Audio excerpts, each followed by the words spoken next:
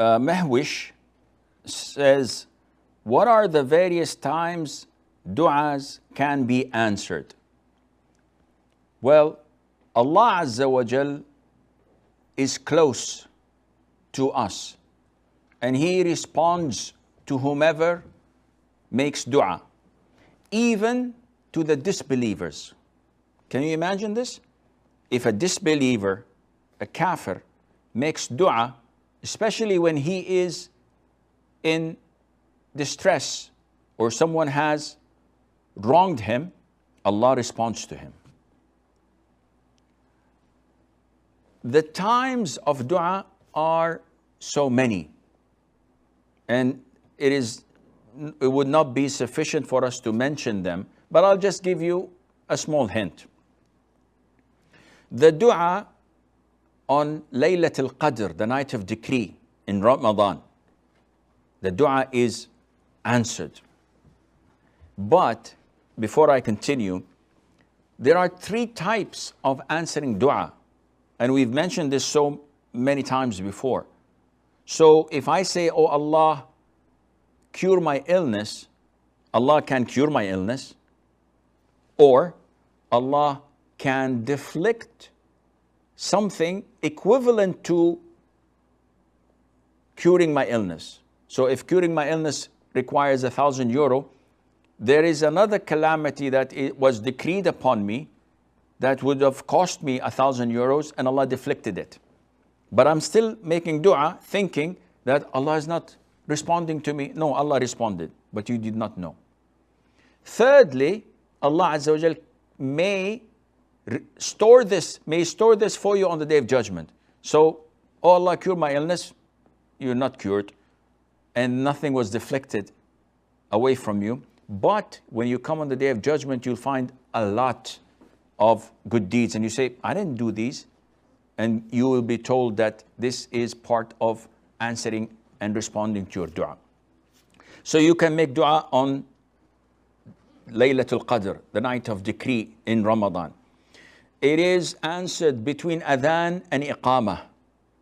Iqamah announces the actual prayer. So even if I am at home and the time is due at 1 o'clock, and I make dua until 2 o'clock, a whole hour, then I start my prayer of dhuhr or whatever, then this is a time where Allah responds and answers your dua. If it's in the masjid, it's well known. It's about 15 to 20 minutes between adhan and iqamah. Also, Allah responds to the dua at the last hour of Friday. So just before sunset of Friday, an hour before that, if you're in the masjid, praising Allah, offering salutation to the Prophet ﷺ, making dua, Allah Azza wa Jal answers this. Allah answers your dua in the last third of the night. As in the authentic hadith, Allah says, isn't there anyone asking me I should give? Isn't there anyone seeking my forgiveness where I forgive him, etc. So in these last third of the night, just before Adhan al-Fajr, this is a really high time. It's the peak time for answering du'as. At the time of raining, when it rains, Allah answers the dua. When you hear the rooster making its sound just before Fajr, the Prophet said, whenever you hear the rooster praying or making its sound, then ask Allah from His grace, because it has seen an angel. So it's a time of dua. Also at the end of fard prayers and also volunteer prayers. But the hadith stated clearly that at the end of fard prayers, dubur as-salawat al-maktuba. And this is what made some people think that the hadith refers to after the fard prayer. And we've said this so many times, that the hadith is understood in the light of other hadiths, where the Prophet told us ﷺ that after offering salutation upon the Prophet ﷺ during salat and before salam, before concluding it, this is time of dua, where Allah answers those who call Him. not after salam, because after you finish your prayer and conclude it, it is time for dhikr, as Sheikh Al-Islam Taymiyyah and Ibn Al-Qayyim had chosen. Also among the favored places of dua is when you are in sujood.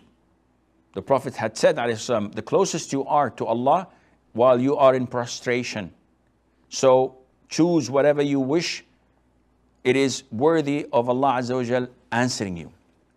And this, of course, as we've also mentioned before, just reminders, that is within the salat. Nowadays, there's an innovation, a new trend. After Fajr prayer, after it's concluded, people are making dhikr.